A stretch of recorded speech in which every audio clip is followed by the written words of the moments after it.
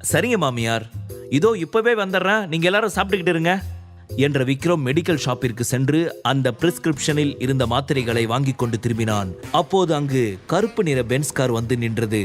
அதிலிருந்து ரவுடி மாதிரி இருந்த இருவர் இறங்கி விக்ரமின் அருகே வந்தவர்கள் அவனை இறுக்கி பிடித்தனர். விக்ரம் மாத்திரைகளை வாங்கி கொண்டு திரும்பிய போது ரவுடிகள் போல இருந்த 2 பேர் அவனை பிடித்தனர். அவர்களை பார்த்தவன், டேய் யாரா நீங்க, எதுக்காகடா என்ன பிடிக்கிறீங்க, என்னை பார்த்தா வயசு பொண்ணு மாதிரியா இருக்கு என்று கிண்டலாக கேட்டான்.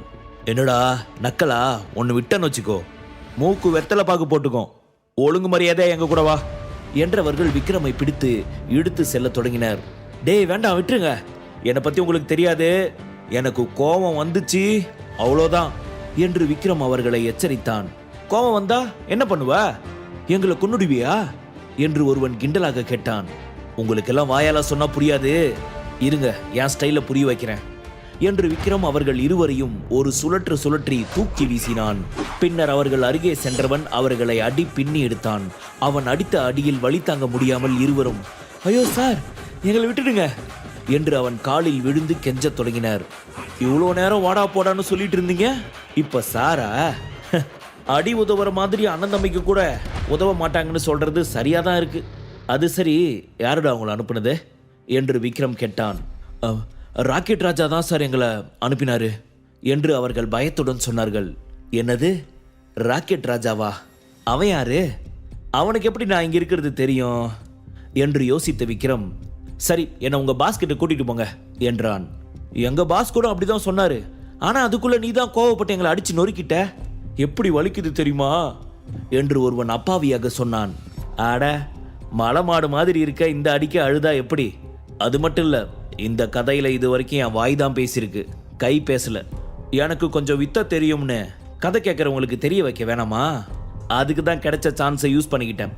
சரி கண்ணை தொடச்சிக்கோ, வா போய் உன் பாஸை மீட் பண்ணலாம் என்று விக்ரம் அவர்களுடன் காரில் ஏறி சென்றான். சிறிது நேரத்தில் அவர்கள் விக்ரமை பெரிய பங்களாவிற்கு அழைத்து சென்றனர். அந்த பங்களாவை சுற்றி ரவுடிகளாக இருந்தனர். அந்த 2 ரவுடிகளும் விக்ரமை அழைத்து கொண்டு உள்ளே சென்றனர். அவர்கள் உள்ளே செல்லும் போது ஹாலில் இருந்த பெரிய நாற்காலியில் ஒருவர் அமர்ந்திருந்தார். விக்ரமை பார்த்ததும், வா விக்ரம், என் ஆளுங்களையே அடிச்சிட்டு என் இடத்துக்கு வந்திருக்கனா, நீ உண்மையிலேயே தைரியசாலிதான் என்று சொல்லிவிட்டு அந்த இடமே அதிரும் வண்ணம் சிரித்தார். ஆனா என்னங்கண்ணா பண்றது, நீங்க அனுப்பின 2 பேரும் சோதா பசங்களா இருக்காங்க, அதான் அடிச்சு நொறுக்கிட்டேன் என்று விக்ரம் சொன்னான். ஓ அப்படியா, அவங்க 2 பேரு, அதனால நீ அடிச்சு நொறுக்கிட்ட. ஆனா என்கிட்ட அவங்கள விட பலமான ஆட்கள் நிறைய பேர் இருக்காங்க, உன்னால அவங்க கிட்ட மோத முடியுமா என்று விக்ரமின் முகத்தை உற்று பார்த்த ராக்கெட் ராஜா கேட்டான்.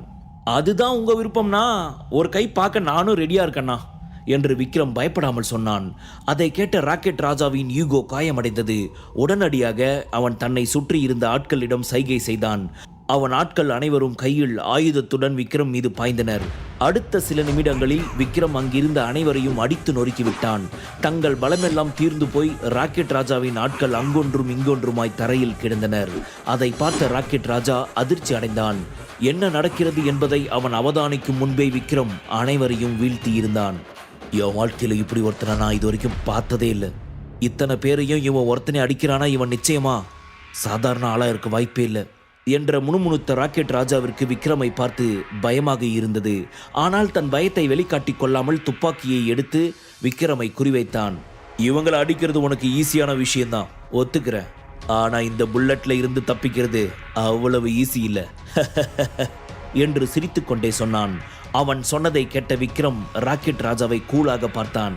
என்ன நான் விளையாட்டுக்கு சொல்றேன்னு பாக்குறியா, நிஜமாவே உன்னை சுட போறேன் என்று ராக்கெட் ராஜா சொன்னான். தான் சொன்னதை கேட்டு விக்ரம் பயப்படுவான் என்று அவன் நினைத்தான். ஆனால் அவன் கண்களில் துளியும் பயமில்லை.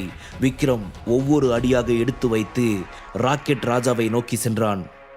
ஏய் எதுக்கு இப்ப என்கிட்ட வர, ஒழுங்கா அங்கே நில்லு, நீ என்கிட்ட வந்த அப்புறம் நான் நிச்சயம் உன்னை சுட்டுடுவேன் என்று பின்னால் சென்றபடி ராக்கெட் ராஜா சொன்னான். விக்ரமின் தைரியத்தை பார்த்தவனுக்கு ஆச்சரியமாக இருந்தது. ஆனால் அவன் பேச்சை கேட்காமல் விக்ரம் தொடர்ந்து அவனை நோக்கி முன்னேறினான். அதை பார்த்தவன் துப்பாக்கியை அழுத்தினான். தோட்டாக்கள் தன்னை நோக்கி பாய்ந்து வருவதை கவனித்த விக்ரம் கீழே குனிந்து தப்பித்தான். அந்த தோட்டாக்கள் அவன் பின்னே இருந்த கண்ணாடியில் பாய்ந்து கண்ணாடி உடைந்தது. ராக்கெட் ராஜா சுதாரிப்பதற்கு முன்பே பல்டி அடித்து அவன் முன்பு சென்று நின்ற விக்ரம் கண்ணிமைக்கும் நேரத்தில் அவன் கையில் இருந்த துப்பாக்கியை பிடுங்கியவன் அவன் நெற்றியில் துப்பாக்கியால் குறிவைத்தபடி, கிரவுண்டு மொத்தமும் ஆளுங்க இருக்கலாம், ஆனா ஆடியன்ஸ் ஒருத்தனை மட்டும்தான் பார்ப்பாங்க, கேள்விப்பட்டிருக்கியா? ஆட்ட நாயகன்.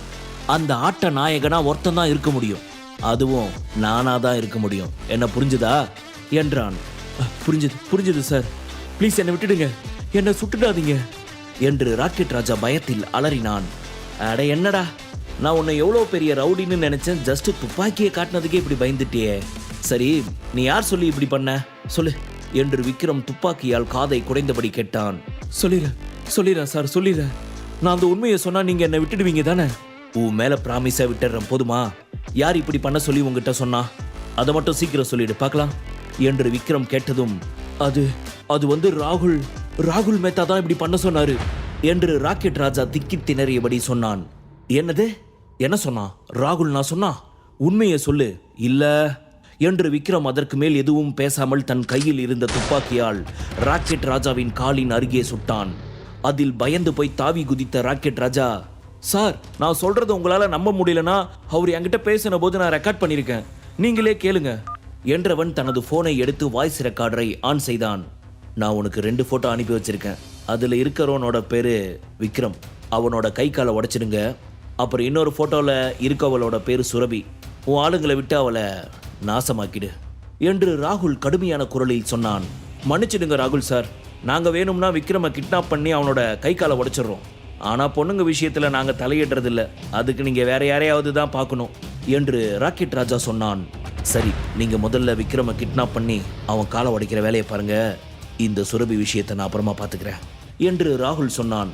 டீல் ஓகே சார், இன்னும் 24 ஹவர்ஸ்ல நீங்க சொன்ன வேலையை நான் முடிச்சிடுறேன் என்று ராக்கெட் ராஜா சொன்னான்.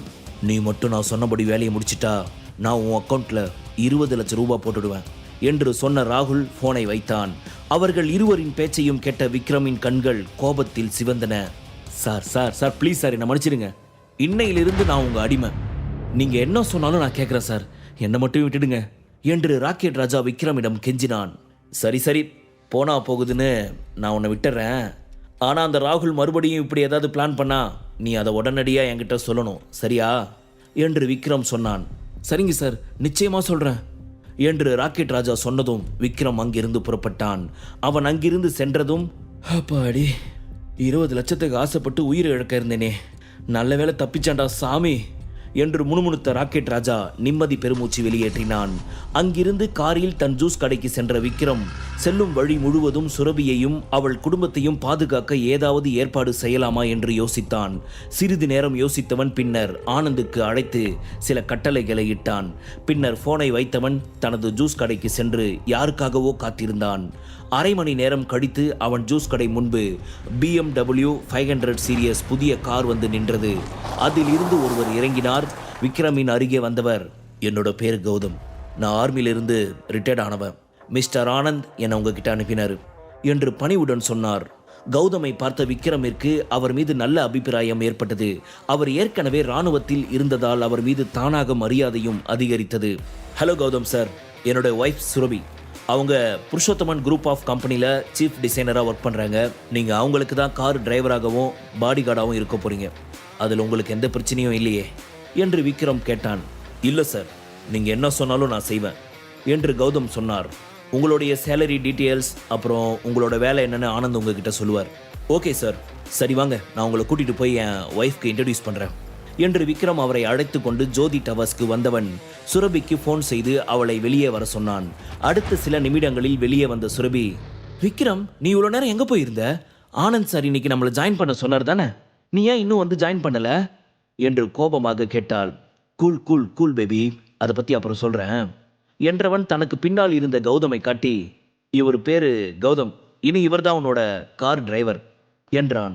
அவரை மேலும் கீழும் பார்த்த சுரபி, நீ என்ன லூசா, என்கிட்ட தான் காரே இல்லையே, அப்புறம் எதுக்கு எனக்கு டிரைவர் என்று மெல்லிய குரலில் விக்ரமிடம் கேட்டாள். உங்ககிட்ட கார் இல்லைனா என்ன பேபி, நான் எதுக்கு இருக்கேன், என் செல்லத்துக்காக நான் கார் வாங்க மாட்டேனா என்ன என்று விக்ரம் கேட்டான். என்ன சொன்ன, நீ எனக்காக கார் வாங்கியிருக்கியா? ஆனா கார் வாங்குற அளவுக்கு உன்கிட்ட பணம் ஏது என்று சுரபி சந்தேகத்துடன் கேட்டாள். என்ன பேபி, நானும் கடை வச்சிருக்கேன், மறந்துட்டியா? இத்தனை வருஷமா சேர்த்து வச்ச பணத்துல தான் நான் உனக்காக கார் வாங்கினேன். சுரபியால் அவன் சொன்னதை நம்ப முடியவில்லை. நிஜமாவா சொல்ற என்று கேட்டவள், சரி அப்படியே இருந்தாலும் நீ அதை கஷ்டப்பட்டு வேலை பார்த்து சேர்த்து வச்ச காசுல வாங்கினது, ஸோ இந்த காரை நீயே வச்சுக்கோ என்றாள். என்ன பேபி இப்படி சொல்ற? நீ வேற நான் வேறயா? என்கிட்ட இருந்தா என்ன, உங்ககிட்ட இருந்தா என்ன? ஏன் நான் வாங்கி கொடுத்தா நீ வாங்கிக்க மாட்டியா என்று விக்ரம் கேட்டான். அவன் அவ்வாறு கேட்டதும் சுரபிக்கு என்ன சொல்வது என்று தெரியவில்லை. இங்க பாரு பேபி, நீ முன்ன மாதிரி இப்போ சின்ன வேலையில் இல்லை, புருஷோத்தமன் குரூப் ஆஃப் கம்பெனியோட சீஃப் டிசைனர். உனக்கு நிச்சயமா கார் வேணும்.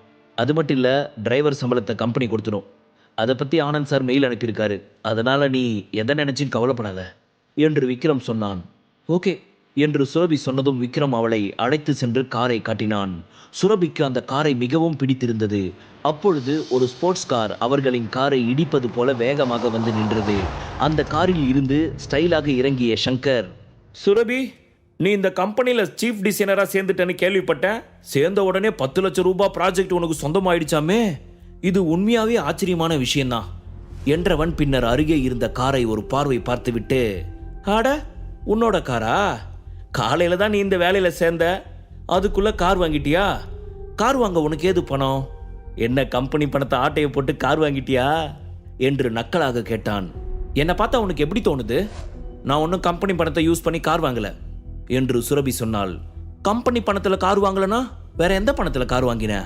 அதுவும் இவ்வளவு காஸ்ட்லியான கார். நான் இப்போவே ஃபைனான்ஸ் டிபார்ட்மெண்ட்டுக்கு போய் நீ இது வரைக்கும் எவ்வளவு பணத்தை வாங்கியிருக்கேன்னு செக் பண்ணுறேன் என்று சங்கர் மிரட்டலாக சொன்னான். அதுவரை அமைதியாக இருந்த விக்ரம், அட மச்சான், உனக்கே இந்த கம்பெனியில் இடம் இருக்கான்னு தெரியல. நீ போய் ஃபைனான்ஸ் டிபார்ட்மெண்ட்டில் கேட்டா உனக்கு யார் டீட்டெயில்ஸ் கொடுப்பாங்க என்று கிண்டலாக கேட்டான். ஏய், என்ன என்கிட்டே விளையாடுறியா? நான் யார் தெரியும்ல? ஏன் தெரியாது? டைரக்டர் மீட்டிங் நடந்தபோது ஃப்ளோரை க்ளீன் பண்ண ஸ்வீப்பர் தானே நீ என்று விக்ரம் கிண்டலாக சொன்னான். ஏய், எவ்வளவு தைரியம் இருந்தா என்னையே கிண்டல் பண்ணுவ என்ற சங்கர் விக்ரமை அடிப்பதற்காக கையை ஓங்கினான். அதற்குள் விக்ரமின் முன்பு வந்து நின்ற கௌதம் சங்கரின் கைகளை பிடித்து பின்னால் மடக்கி அவனை தள்ளிவிட்டார். கீழே விழுந்த சங்கர், எவ்வளவு தைரியம் இருந்தா என் மேலேயே கையை வச்சிருப்ப, யாருடா நீ என்று கேட்டபடியே எழுந்தான். சார், இங்க பாருங்க, நீங்க யாருன்னு எனக்கு தெரியாது. ஆனா நான் சுரபி மேடத்துக்கு கார் டிரைவரும் கம் பாடி கார்டும். யாராவது மேடத்து மேல அவங்க அசிஸ்டன்ட் மேல கையை வைக்க நினைச்சா நான் பார்த்துக்கிட்டு சும்மா இருக்க மாட்டேன் என்று கௌதம் சொன்னார். யூ ராஸ்கல் என்று சொன்ன சங்கர் மீண்டும் விக்ரமின் அருகே செல்ல முயன்றான். ஆனால் கௌதம் அவனை தடுத்து நிறுத்திவிட்டார். ரொம்ப பெருமைப்பட்டுக்காத சுரபி, எக்ஸிபிஷன் வரைக்கும் தான் நீ இந்த வேலையில் இருப்ப. எப்படியும் உன்னால் இந்த போட்டியில் ஜெயிக்க முடியாது. அதுக்கு பிறகு உன்னோட வேலை போயிடும். அது வரைக்கும் சந்தோஷமா இருந்துக்கோ. எக்ஸிபிஷன்ல நீ உன்னோட டிசைனை எப்படி பிரசன்ட் பண்றேன்னு நான் பார்க்கறேன் என்று சங்கர் சுரபியை பார்த்து கத்தினான். இந்த வெள்ளப்பண்ணி அடங்க மாட்டான் போல என்று முணுமுணுத்த விக்ரம் கௌதமை பார்த்து சைகை செய்தான். உடனடியாக அவன் அருகே சென்ற கௌதம் சங்கரின் கழுத்தை பிடித்து மேலே தூக்கினார். டேய், என்னடா பண்ற? விடுடா, என்ன விடுடா என்று கௌதமின் கைகளை தளர்த்த முயன்றபடி சங்கர் கத்தினான். மிஸ்டர் சங்கர், நீங்க எங்க மேடமை மிரட்டுறதை நிறுத்தினாதான் உங்களுக்கு நல்லது. உங்க கார் ரோட அடைச்சிக்கிட்டு நின்றுட்டு இருக்கு. அதனால பேசுறதை நிறுத்திட்டு உங்க காரை எடுங்க என்று கடுமையான குரலில் சொன்ன கௌதம் சங்கரை கீழே இறக்கினார். தன் கைகளால் கழுத்தை தடவியபடி 2-3 முறை இருமிய சங்கர் கௌதமை பயத்துடன் பார்த்தான். பின்னர் வேகமாக தன் காரில் ஏறி அமர்ந்தவன் காரை எடுத்தபடி விக்ரம் மற்றும் சுரபியை பார்த்து, நான் உங்களை இப்படியே விட்டுட்டு வேணும் மட்டும் நினைக்காதீங்க. Just wait and watch. உங்களை நான் ஒரு வழி பண்ணாம விட மாட்டேன் என்றவன் அங்கிருந்து கிளம்பினான். முழு கதையையும் கேட்டு மகிழ பாக்கெட் FM ஆப்பை டவுன்லோட் செய்யுங்கள். லிங்க் டிஸ்கிரிப்ஷனில் கொடுக்கப்பட்டுள்ளது.